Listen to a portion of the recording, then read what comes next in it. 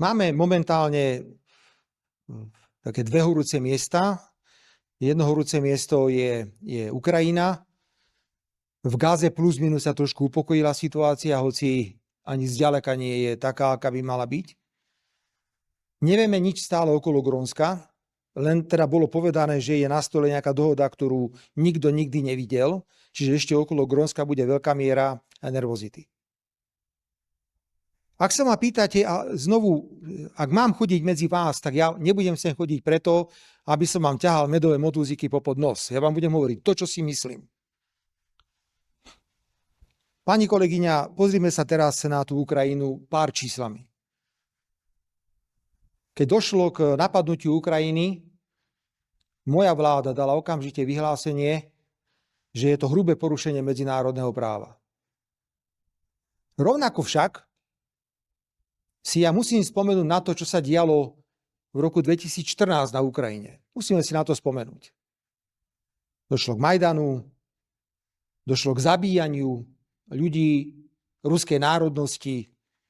Dokonca, ak vás to zaujíma, je tu rozhodnutie Európskeho súdu pre ľudské práva, nie je moje rozhodnutie, kde Európsky súd pre ľudské práva konštatoval, že Ukrajina porušila právo na život. A mnohým ľuďom z tejto oblasti na východe Ukrajiny išlo o proruských demonstrantov, ktorí sa skryli v dome odborov a tam ich proukrajinskí demonstranti zapálili. A tí ľudia vyskakovali. Jednoducho hrôza. To má svoje korene. Ale ak máte konflikt tohto typu, odmietam ho riešiť vojensky. Rusko dlhodobo upozorňovalo na krízový stav, ktorý videlo vo vzťahu k Ukrajine. Rusko dlhodobo hovorilo, že rozširovanie NATO ohrozuje Rusko ako také. Tak sme sa dostali do vojenského konfliktu, ktorý už bude trvať za chvíľku 4. rok. Nikto nevie, ktoré čísla sú správne, tak vám poviem, ktoré čísla sa najčastejšie opakujú. Keď som hovoril s generálnym tajomníkom NATO, Ruttem, pýtal som sa na to, aj keď sme boli teraz v Spojených štátoch, pýtal som sa na to francúzskeho prezidenta, lebo aj my máme nejaké čísla. Pretože sme susedná krajina s Ukrajinou a máme pomerne slušné spravodajské služby, ktoré to monitorujú. Prevláda názor, že mesačne padne okolo 20 000 Rusov a taký istý počet Ukrajincov. Mesačne. Nehovoriac o ľuďoch, ktorí sú zranení a vyradení z boja. Hovorím o mŕtvych. 20. Tie odhady sa samozrejme pomerne odlišujú, pretože niekto sa snaží hovoriť, že je menej Ukrajincov, je viacej Rusov, že je zase menej Rusov. To je jedno, dajme 20. To je 40 000 mŕtvych ľudí za mesiac. Ak je toto tempo pravdivé, tak sa bavíme o 500 000 mŕtvych ľudí ročne, mladých ľudí. To ako keby ste Bratislavu vymazali komplet celú z mapy sveta. Čo je výsledkom? Výsledkom je, že Rusi sú ďalej a dnes všetci, absolútne všetci uznávajú. A to nie je propaganda, že Rusko vojensky vyhráva absolútne túto vojnu. Absolútne. A dnes stoja pred dilemou mnohých, že kam to necháme zájsť? Necháme to zájsť, že padne ďalších 500 000 ľudí zbytočne a Rusi budú ešte ďalej, ako sú momentálne teraz? Prečo došiel, to nebol náš návrh, prečo došla americká delegácia s týmto návrhom na mierové rokovania s Putinom?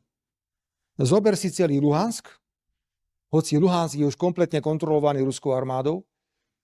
Zober si celý Donetsk, hoci 25% Donecku stále nie je kontrolovaný ruskou armádou. A samozrejme, tam, kde tie boje pokračujú, by to malo zostať na tej bojovej línii, plus o Kríme sa už nikto nebaví, Krím je vybavená vec. Čiže my dnes stojíme pred dilemou. A ja preto som veľkým kritikom ďalšej podpory tejto vojny, lebo k ničomu nevedie. Tá vojna vedie len k nezmyselnému vraždeniu a zabíjaniu ľudí. Je mi ľúto, že Slovanov navzájom, pretože títo ľudia sa aj rodinne poznajú, Slovanov navzájom.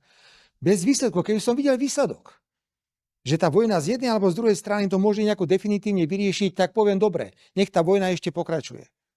Komu prospeje ďalších 500 000 mŕtvych ľudí, ak jediným výsledkom bude, že ruská armáda bude o 40 km hlbšie na území Ukrajiny? No není rozumnejšie v tejto situácii si sadnúť a povedať, urobme prímerie a poďme o tom rokovať.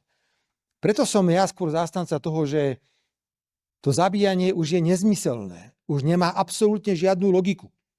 Ani na jednej, ani na druhej strane. Po druhé, opäť, kľudne, ak sa to takéto dostane, asi za svojimi slovami budem stáť. Rusi nemajú problém s dezerciami. Ukrajinci majú obrovský problém s dezerciami. Rusi nemajú problém s náborom nových ľudí. Ukrajinci majú obrovský problém s náborom nových ľudí.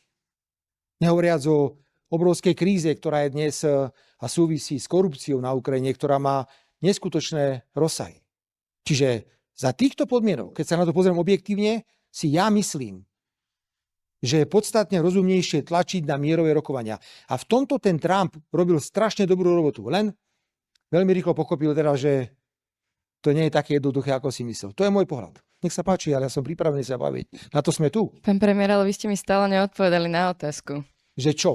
Že ja by som chcela počuť od vás konkrétny príklad z histórie, kedy teda ustupovanie reálne ten mier prinieslo.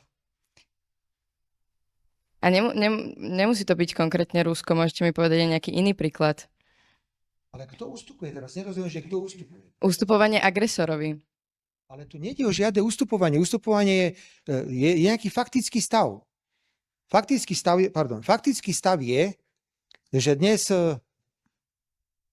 Rusko vojensky kontroluje významnú časť Ukrajiny. Je tak? Je. Veď to nehovorím ja. Prečo teda Spojené štáty prišli s tým a povedali, že toto všetko, čo máte pod kontrolou, si nechajte. To nie je môj návrh.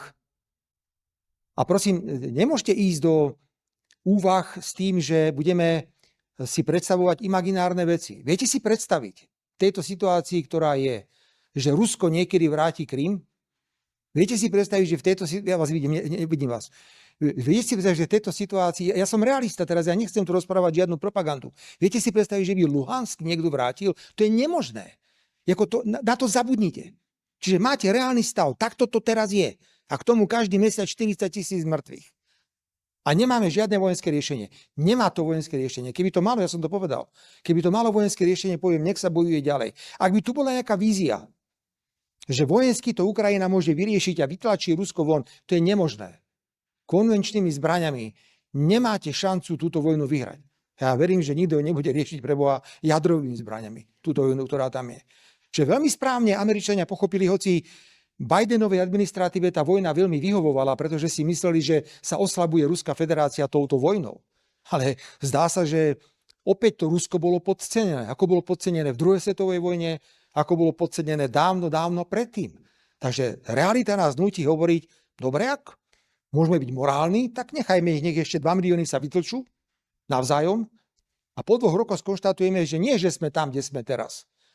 Budeme mať 2 milióny ľudí viacej mŕtvych a Rusi budú ďalej na ukrajinskom území. Lebo taká je realita. Veď to nám americkí vojaci, generáli hovoria, Rusi to vyhrávajú. Tak podľa mňa treba sadnúť za stôl a rokovať.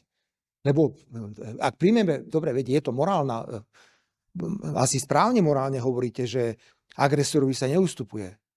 No do seba zničenia. Ako ďaleko pôjdeme? Kto pôjde v Európe bojovať za Ukrajinu? Ukážte mi nejakú krajinu, kto tam pôjde. Teraz sa úplne vážne pýtam. Ktorá európska krajina, ktorá má silnú krajinu, pošle vojakov na Ukrajinu a budú chcieť bojovať s Rusmi? Nikto. To vám teda garantujem, ale že nikto dôsledne to neurobí.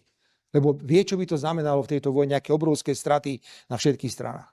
Ak sa vám videá páčia, podporte nás odberom, lajkom a zdieľaním. Vás to nič nestojí a nám to pomôže v ďalšej tvorbe. Ďakujeme.